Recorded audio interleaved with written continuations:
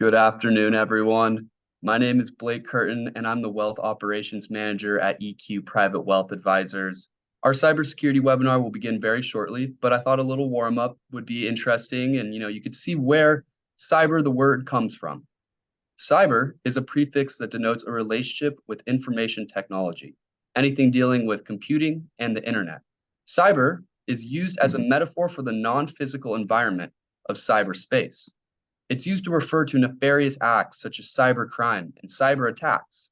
Cybernetics, on the other hand, is the study of control systems and communications between people and machines. And cybersecurity, the focus of today's webinar, is the discipline of training technologies and processes to protect computers, networks, and data from unauthorized use. Now, to kick off our program, it's my pleasure to introduce the founder and managing director of EQ, Sean Kalik.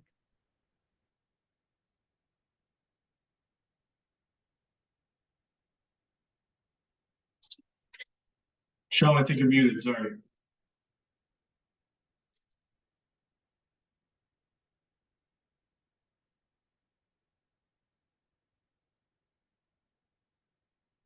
Sean may have been hacked. Sorry about that. You guys hear me now? Thank you, Blake, and good afternoon, everyone. Thank you for being with us today. Look, we're all facing an increasing threat from identity theft aimed at stealing personal information, such as social security numbers, which are then often used to commit fraud or theft. Spoofing or phishing schemes, where scammers try to trick us into providing other sensitive information like credit card numbers. Email, with so many people relying on email to conduct personal and business matters, bad actors are infiltrating our digital environment, trying to do us harm. And then there is a prospect of ransomware or malware, in which the malicious software prevents us from accessing our digital files and demand payment for return. Look, I know we're all getting close to Halloween, and I promise you, the purpose of this webinar is not to scare you, but it's to help you become more aware of these common cyber risks and considering different ways for us to be better, protect ourselves and become better and become more cyber secure. With that being said, Peter, can you please help introduce our guest today?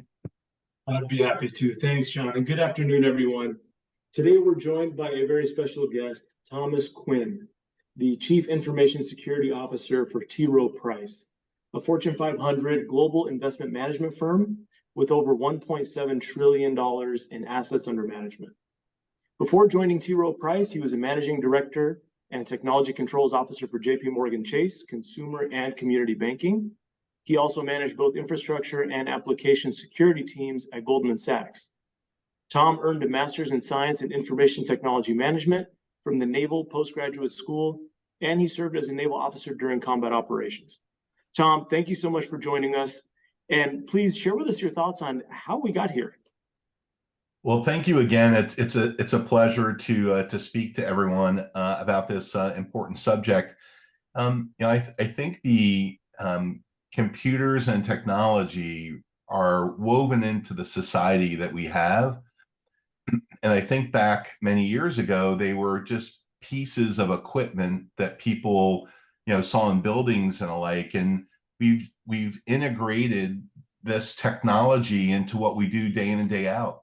It would be impossible, I think, today to consider trading equities, driving a car without GPS. I mean, it is embedded into what we do.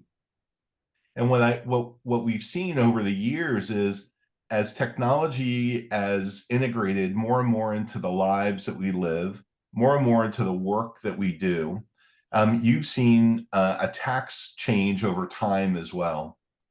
And I think that's really what we're seeing is the opportunistic attacks are occurring all the time. And in the old days, you really needed to get physical access to a piece of equipment to cause harm. The internet arrived in the mid-90s, and now systems were connected together and you could get there remotely. that opened up, a variety of attacks as well. And now we carry around more powerful computers on our phone than launched the first rocket into space and landed on the moon. And with those capabilities, it's allowed us to be more efficient. It's allowed us to do more things from more locations all the time. And it really has added value to our lives in many cases. But the corresponding risks associated with that is we become more and more reachable all the time as well for bad actors too. So that's just a high level view of how I think cybersecurity has evolved from protecting computers and buildings to really protecting us, to protecting people, their assets, their retirement, and their dreams as today. And that's really where we focus quite a bit of our time.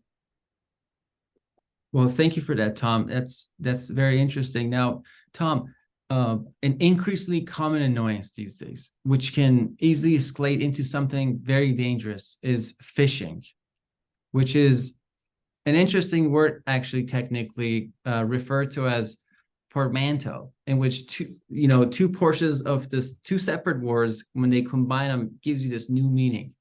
The PH in phishing comes from the word phreaking, spelled PHREAKING, and it's a pre-internet term for telephone system hacking. The ishing comes from the word phishing, to form a new word meaning using electronic bait to hook victims and reel them in. Now, Tom, could you please give us some examples of how this works? I will. I want to say, Sean, that the preparation that you had about definitions for this, I think it's crucial. Like, where did these words come from? How do they evolve, and what do they mean? And anyway, I'm appreciative of the preparation for this. But phishing in particular started off as early advertising, right? Marketing teams want to get your attention. They may want you to click on a link and buy a product or to see something.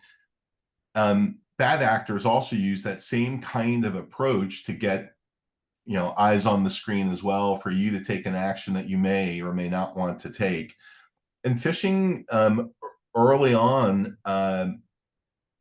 when it started to happen, in some cases it was innocuous. Maybe it would be a little funny joke or a reminder for people, but it really has turned into something insidious now, where malware or ransomware may be terms that we've talked a little bit about that earlier in the call, could be sent to your computer, your phone, or your network if you're at a company. And what winds up happening then is that's the entree for them to take control and extort you. Mm-hmm. And what we find is, it's just old-fashioned crime being availing itself with this new technology that brings these kinds of problems right at you. I think another thing that we find, it's another aspect of phishing. It may not be just to deploy software. In some cases, it's to elicit information. Mm-hmm. And there's a variety of reasons and a variety of ways to do it. In some cases, they just may want to know who you are. Mm-hmm. They may want to know some personal information about you as well, to either capture it or to use it in the future. But in some cases, what modern phishing techniques have provided is it's a way to bypass things like multi-factor authentication, and we can cover off on that if that's not a familiar term to your clients. But in many cases, they may say, well, please reply yes, or please provide the code I just sent you. And it's a way for them to interact with you, thinking, you may be thinking that things are fine or this is a legitimate interaction, but it's actually precipitating a bypass of a set of controls that people have in place. And in some cases, we also find too that phishing, and it's not just via email, it can be by social media as well. Mm-hmm. Phishing is used to gain trust. Mm-hmm. and that the more trust that one gains from that interaction, the deeper one could get into one's life. And it's not only identity theft, it could be that you wind up providing information about your bank accounts, your retirement accounts, cars, other things that may be valuable. And in some cases, you may be, as part of this relationship building that they have with you, you may be tricked into sending them money, and it may look to your bank, it may look to your asset manager that it's legitimate transactions because you're actually sending the money. So it's a whole variety of approaches to crime that are bundled into this term phishing. Tom, quick question thanks for that explanation, and I think that's very important. I think, look, both Peter and I worked at a very large financial institution for many years, and we would see examples of clients walking in saying, hey, is this real or not? How can somebody, because look, we all bank at or do transactions at very big, large institution, and a lot of these actors pretend like they're, well, like to your point, they are trying to find some information. How can somebody be able to say, this is a phishing text message or an email, if there is any way to do it? It's a great question. And I think that there are practical things to consider when you're receiving something via an email or a social media or an app. And one of those things is realize that you have time. Mm-hmm. Very, very rarely do you need to make an immediate financial transaction that somebody else is prompting you to make. Mm-hmm. My recommendation is to take 5 minutes, mm-hmm. get time and space between that communication and yourself, mm-hmm. and really think about what's going on. Get a cup of coffee, mm-hmm. go walk your dog if you have one. But the threat actors and these bad actors, they want to make you rush a decision. They want to put you in a state of angst or upsetness and have you do something immediately.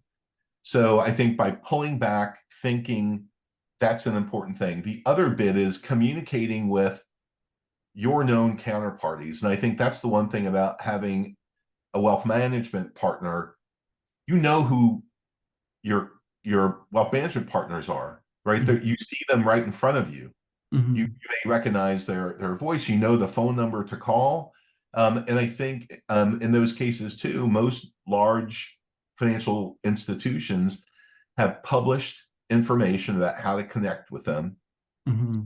And you should certainly do that directly. So again, time and space, have a think about what's going on, communicate in a known way to legitimate information that you're aware of, mm-hmm. to validate and verify what's going on. That's great points. Thank you for bringing that up. Now, from what I hear, Tom, I'm hearing that, it's important for us to be on guard, and it's important for us in these situations to give the supposed threat time, right? So, and I think from our experience, I think it's even more important for older adults who are often the targets of these scams. They go, I need to send some gift card money and, give them my personal information. And in a lot of these scenarios, these scammers are posing as technical support representatives, agents of the IRS, Social Security, Medicare, or governmental entities. And now, with AI, artificial intelligence, the big buzzword that is going around, they're able to emulate how people write or even how they speak, furthering the threat of malicious communication in sheep's clothing, posing as a friend or a family member. With that, Tom, can you discuss, look, this subject is very vast and we could be talking about this probably till tomorrow morning, but for the time of sake, can you discuss how people can secure their Wi-Fi networks and explain the risk associated with using public Wi-Fi networks? Certainly. I think so. One, at in your home, right? One of the things, a very simple thing to do is to put a password on your Wi-Fi network.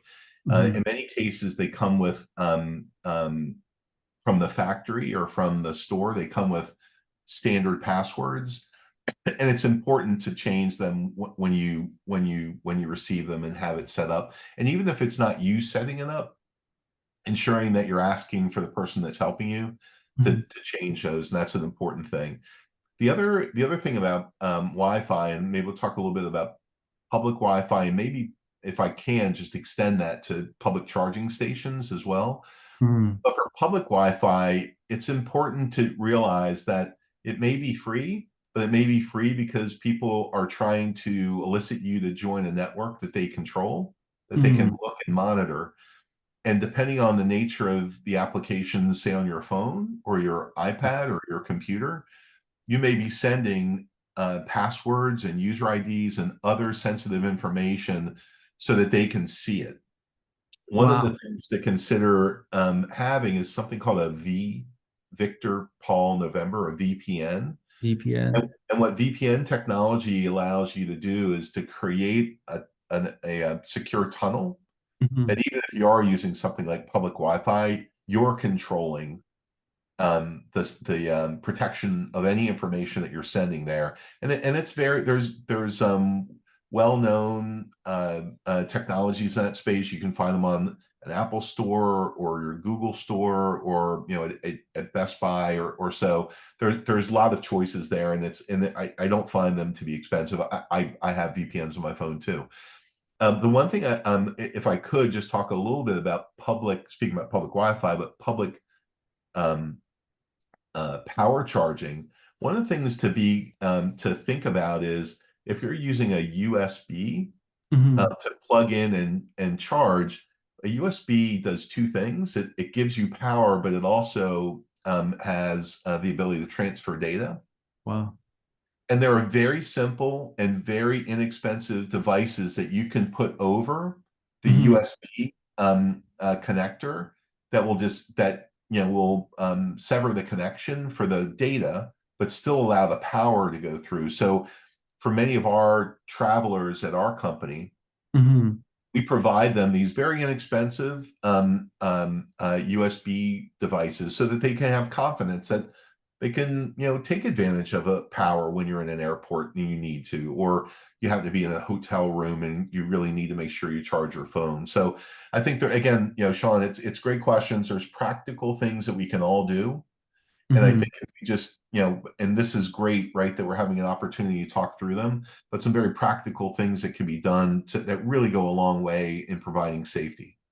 Wow. Thank you so just to recap, if you're on a public Wi-Fi network and it's definitely without any password protection, there is a very big chance that someone could be monitoring what you're doing, or at least getting some information out of your phone.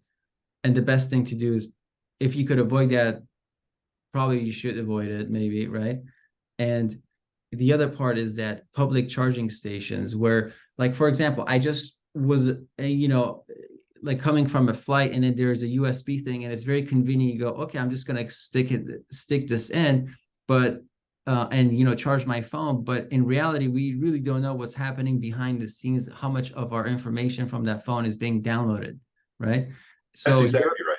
So you're recommending to either have one of these power banks with you where you charge it in case if you're running low on battery, or if you have a plug to put it inside of electricity, keep that plug with you maybe sometimes, right? And then just put it inside of, into a plug to charge your phone.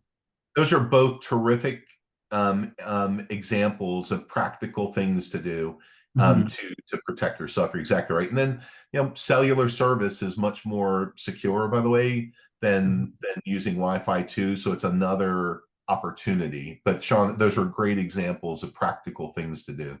Just little steps to help you avoid a problem, because Tom, I get minimum one call per year from some of the smartest clients that we might have, or friends, and they're in panic mode because someone has called them and they're asking them for some ransomware or money to be transferred. And unfortunately, we haven't had this, thankfully, but we've seen, we've heard of stories where people were phished, or catfish into different situations where they had to send money to a certain person, and then now they're literally with no money left in their accounts. And to your point, that's why hopefully they rely on us as wealth managers by giving them space and asking them those questions. But the main thing comes down to, I mean, at some point, every one of us, the way this thing is going and is growing at a very fast pace, are probably going to get affected, or someone that we know is going to get affected by this. So what are some what should people do if they become victimized by a cyber attack or data breach? Because look, when you get sick, you go to a doctor. When you need advice on your funds or whatnot, you go to a wealth manager or a financial advisor. But when it comes to computer stuff, where, are you being protected by, are you taking the measures so that you're protected from cyber attack or data breach? What should people do if they become victimized by a cyber attack or data breach? So that's great. The first thing I would encourage everyone is to tell somebody. Mm-hmm. Don't be ashamed. Don't keep it to yourself. Tell somebody. Sean, you gave a really good example, about going to a doctor if you're not feeling well, go to a financial advisor if you need advice. When I've heard from professionals, they go, what's the first thing you do when you see a fire? Mm-hmm. You pull the fire alarm. Sure. And then you figure out what to do. So you call for help. Yeah. And I think that there's a variety of ways that you can do that. I'll list 2 or 3, but Mm-hmm. one, if you have a problem where, say, you have an account at maybe a large bank, talk to the bank.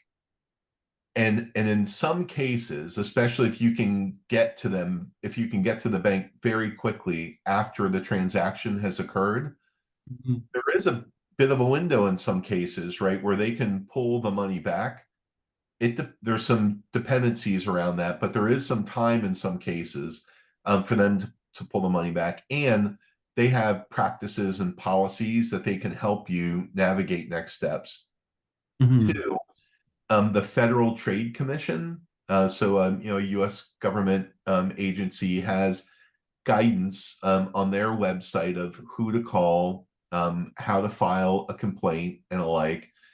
And in many cases, local police departments is another place to go, and at the very least, register that something has happened. And they should be able to provide some guidance for Mm-hmm. you to help. So law enforcement asking for help, your financial institutions asking for help, and then certainly government agencies are there to help. But those are examples of where to go. Wow, thank you for that. Well, I mean, sometimes when you're in a panic mode, you don't know what to do, and I think it's great to have these resources available to us, at least so that in case something goes wrong, we have that checklist of the people we're going to contact, the trusted government agencies and authorities, right? But I think at the end, Tom, the more I keep replaying these conversations and scenarios that we've had, at the end, what's interesting is that all these scams and schemes try to alarm and worry us, creating a whole sense of urgency and not give us enough time, which is, to your point in the beginning part of the conversation, to think about what's really happening. And they play really on our raw emotions, which can often lead to poor decision making on our part, right? And I think in our firm, that's why we believe in equanimity, which is, that's our founding principle, which is to stay calm and collected and composed and level-headed in the midst of these cyber encroachments, and taking time to think through what is really happening, what is being asked of us, and then consulting our trusted authorities and professionals before acting if there is even the slightest doubt in our mind, right? And I think you hit it right on the nail.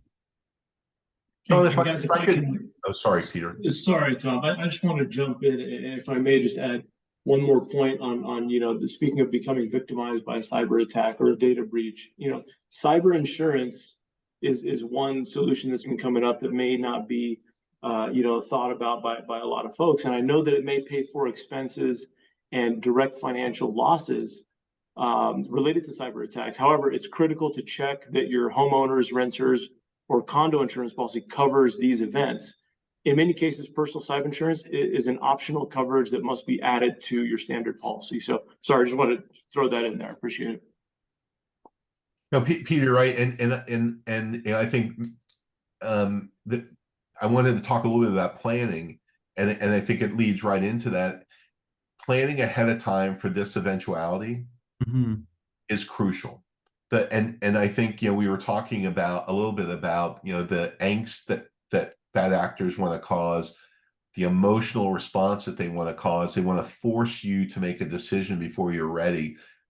I think it's crucial to make sure that you think through those things, like, where is my police department?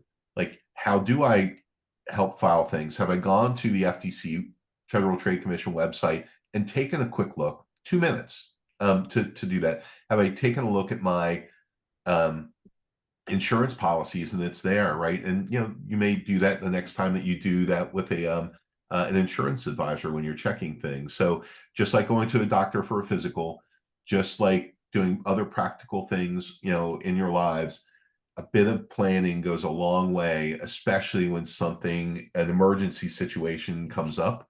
You won't be caught flat-footed for that. No, thanks for that feedback, Tom. Tom, I know we promised to keep it at 30 minutes for you, right? So before I wrap up, Tom, would you be so kind to share with us any final thoughts on this subject? There are practical technology is opaque, and cybersecurity looks like magic.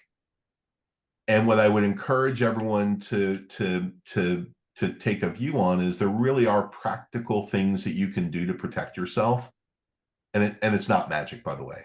But it may be opaque, and I think doing a few practical things can go a long way to protecting yourself from bad actions to occur. But it's crucial to have a plan if something does go wrong, about what you would do, how you would do it.